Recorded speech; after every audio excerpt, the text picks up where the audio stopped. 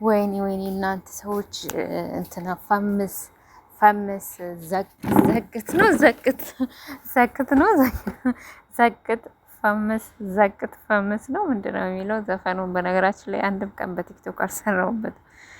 ፈምስ ሰግጥ ፈምስ ሰግጥ ፈምስ ሰግጥ ታስሯል አለው። ለምን እንደታሰረ እንግዲህ አላቅም። የኛ ሀገር ሰዎች የኛ ሀገር ህግ ምን እንደሆነ ታውቃላችሁ? እየታሰረ ያለው ማለት ነው የምትታስሩ እኔ ብቻ አላቅም አላቅም። የኛ ሀገር ፖለቲካ እንዴት እንደሚያስቡ እኔ ምንም ላቆም ምንም በቃ እኔ በነገራችን ላይ እኔ ትምህርቴ ስጨርስ ምን መሆን እንደምፈልግ ብታቁልኝ ኖሮ ፖለቲክ ነበረ መሆን የምፈልገው። ኤሊያና ሉክ ፖለቲክ ነበረ መሆን የምፈልገው እና እሷ አይደለም በቃ አገር ላይ የምትታሰሩት ምንድነው? ያለ ጥፋታችሁ በቃ ነው የምትታሰሩ። አሁን ማለት ነው ህጉ ለገደለው ለሰረቁ ለእንትን ላለው እንትን አይሰጥም። በቃ የሆነ የሚያስተምር ነገር አይሰጥም። ግን አሁን ለምሳሌ መንገድ ላይ እናንተ ወታችሁ ስትሰሩ ትቀጠቀጣላችሁ፣ እቃችሁ ይቀማል ምናምን። ይሄ ሀገራችን ነገር ታውቃላችሁ። ይሄ ነገር ደግሞ እኔ ጭንቅላት የሚሞልቷል። ይሄ ጭንቅላታችን የሚሞላ ደግሞ አገር ውስጥ ያሉት ተዋህዷል፣ ችግር የለም ለምዷል። ነገር ግን እኛ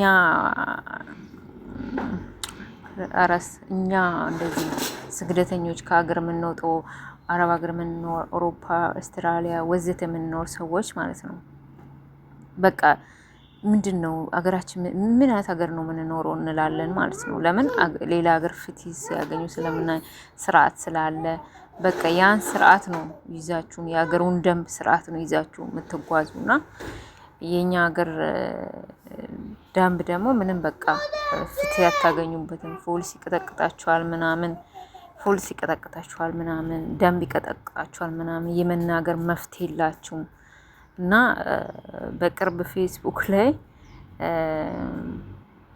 እኛ የታገልንለት አለ እንግዲህ ሰውዬ ብዙም አላውቀውም በነገራችን ላይ ግን እንትን ላይ የታወቀ ፖለቲካዊ ነው እና እኛ የታገልንለት ሰው ፍትህ እንዲያገኝ ነው። በቃ እናንተ የሆነ ነገር በደል ደርሶባችሁ ለበደራችሁ ፍትህ ስታገኙ ነው በቃ ሀገር የምትሉት።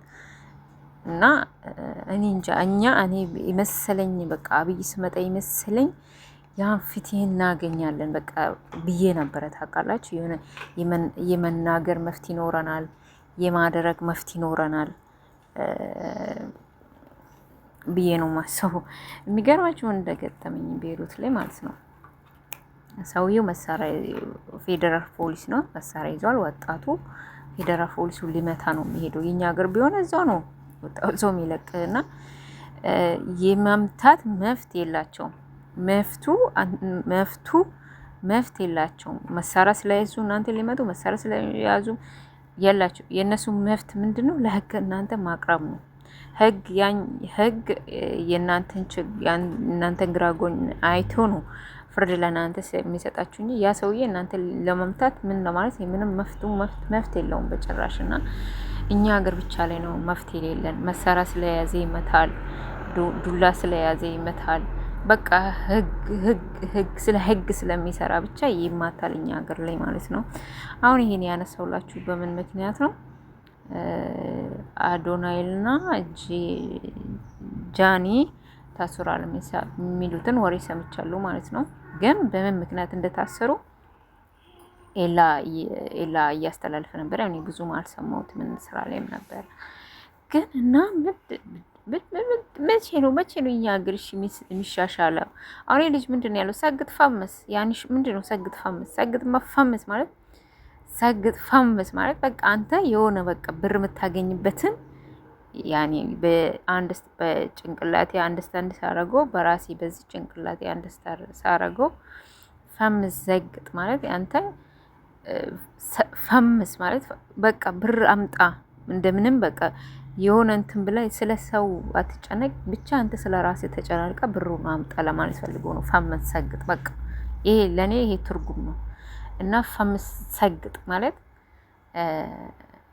ኢትዮጵያ ውስጥ እርግጥ መሰገጥ እንጃ አላቅም አይ ዶንት ኖ እና ይሄ የኔ አስተያየት ነው። እናንተ አስተያየት ደግሞ እስቲ ኮመንት ላይ አስቀምጡልኝ። እግዚአብሔርን እኔ በቃ የሀገሬ ነገር በጣም እንደሚያንገበግበኝ ታውቃላችሁ። በጣም ግብግብ ነው በቃ የምለው።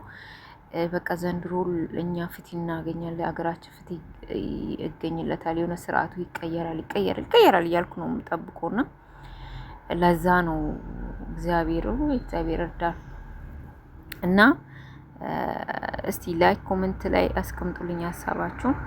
ወዳችኋለሁ። ሰላም አሉልኝ።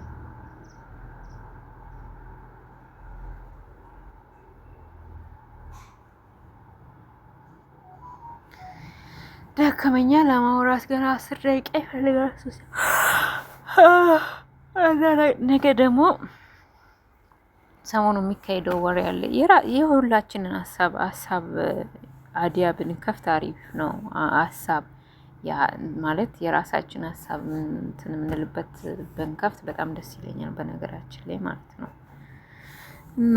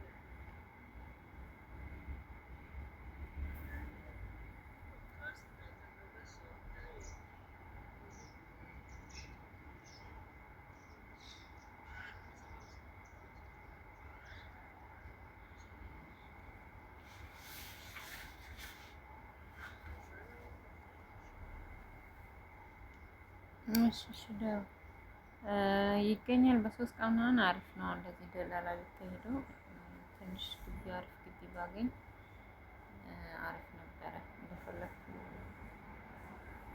ዘና ብዬ መውጣበት ሳልሳቀቅ ምግብ አካይም ልብላ ቆሎም ልብላ ሳልሳቀቅ።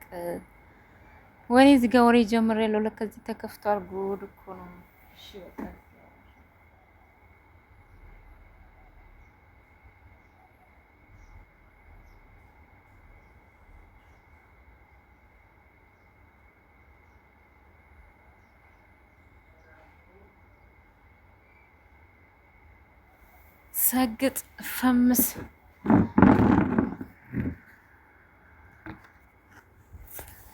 ሰግጥ ፈምስ ሰግጥ ፈምስ እና እውነት ሰግጥ ፈምስ በማታሰሩ በጣም እኔ ተናደድኩት። ወይ ሰው አስለቀባታችሁ። ኦ ማይ ጋድ ቲጂ ምን ሆነሽ ነው ትምህርትሽን ያቋረጥሽው? እንዳትሆኑ ደግሞ አስተምራችኋለሁ፣ ግን በጣም ስላልተመቸኝ ነው።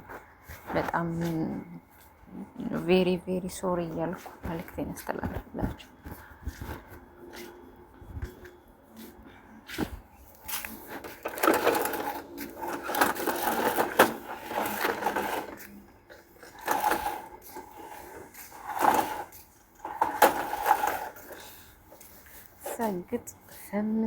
ሰግጥ ፈምስ አሁን ለምንድነው ጃኒና እንትና የታሰሩት? ነው ሊገባኝ አልቻለም። ምክንያቱ ሰግጥ ፈምስ ነው።